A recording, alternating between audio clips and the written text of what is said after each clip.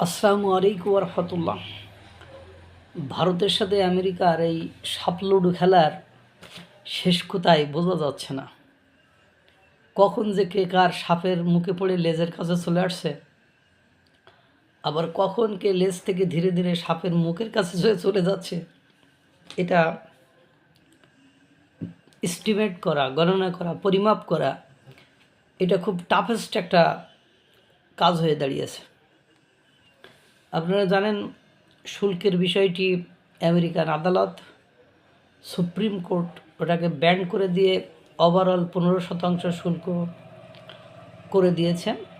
আর ইতোমধ্যে আমেরিকার সাথে বেশ কিছু চুক্তির দিকে প্রায় শেষ প্রান্তে, আর শুধু স্বাক্ষর হতে বাকি, এরকম একটা সিচুয়েশন ক্রিয়েট হয়েছে।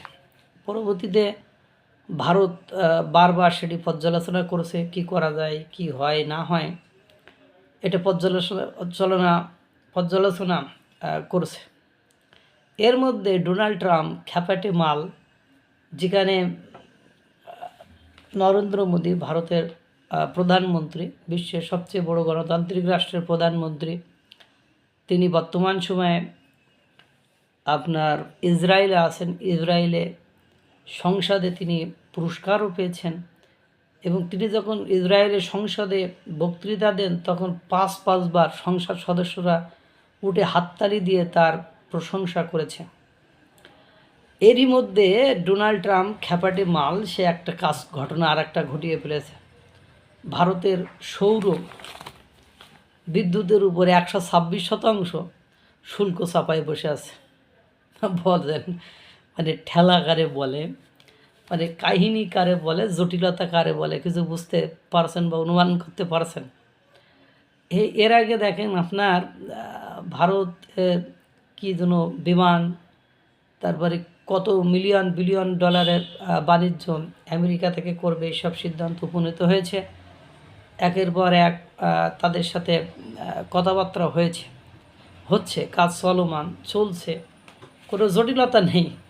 এর মধ্যে মনে হচ্ছিল যে ডোনাল্ড ট্রাম্পের সাথে, অর্থাৎ আমেরিকার সাথে ভারতের একটা সুদৃঢ় বা আগের মতো ঘনিষ্ঠ ইন্টিমেট ফ্রেন্ড যেটাকে বলে, সেই জায়গায় আবার পৌঁছে যাবে। কিন্তু এই যে 126% শুল্ক আরোপ করেছে, এতে করে তো ভারত আবার একটা অ্যাকশানে যাবে।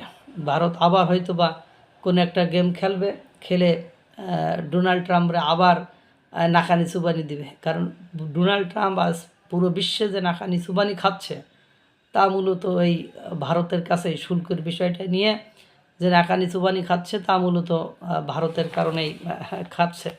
যাই হোক, এই সাপ লুডোর খেলা কতক্ষণ চলে দেখতে থাকেন। কিন্তু ডোনাল্ড ট্রাম্প কাজটা ঠিক করছে না, সে বুঝতে পারবে আরও সময় হলে, বাবু আরও বুঝিবে। আল্লাহ তাআলা সকলকে ভালো রাখুক, সুস্থ রাখুক। আসসালামু আলাইকুম ওয়া রাহমাতুল্লাহ।